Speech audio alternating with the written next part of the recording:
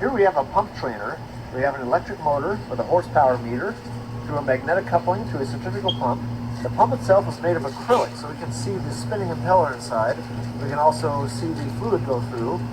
It's got a gate valve here on the discharge. It's got another valve over here on the suction. And all the piping here is clear, so we can watch the flow of fluid. But right now it's all clear water, so we can't see much in that regard.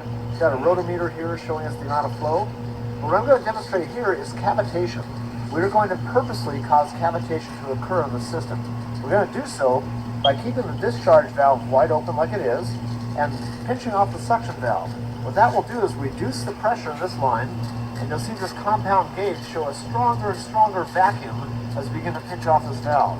I'll start to turn this clockwise, and you'll see the gauge's indication go down. You'll also begin to hear cavitation take effect. We'll be able to see the bubbles form inside of here as it cavitates after it flashes in the vapor and cavitates into liquid again here. So here we go, closing the valve. And watching the gauge. The gauge will go down. Minus 10 inches of mercury. Minus 12. Minus 14. You can start to hear flashing occur there. 16. More noise. Minus 18.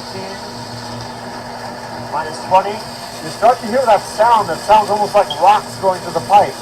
There's no debris, there's no solid material through here. That solid sounding sound is really the collapsing of the vapor bubbles as they go back into liquid form. You can really hear it now. You can see it occur inside of here. It's a very pronounced action and noise. As the water goes through the valve, it reduces pressure going through the restricted valve. Its pressure drops below the vapor point of the water at this temperature. It flashes into steam, and then after it comes out of the valve and expands again, the pressure goes up, and what happens is those vapor bubbles collapse back into liquid, and that's where you get the cavitation effect. We can see it happening here. We can also see some bubbles here in the scroll casing of the pump. Cavitation is very destructive, especially upon metal surfaces. The acrylic surfaces here seem to handle it a little bit better, but with metal surfaces there's no give, and it's very destructive. The metal will become pitted by the high pressure jets formed by the collapsing bubbles.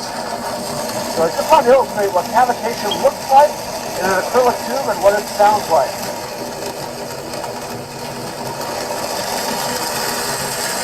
It sounds like rocks, literally like rocks going through the pipe. And again, we cause it by dropping too low of a pressure, causing flashes to occur, and when the pressure rises again, the bubbles collapse, and that's where cavitation occurs. I will open this valve back up. That increases the pressure on the suction side of the pump, less and less vacuum, until we no longer flash, and we no longer cavitate. And that's a happy pump.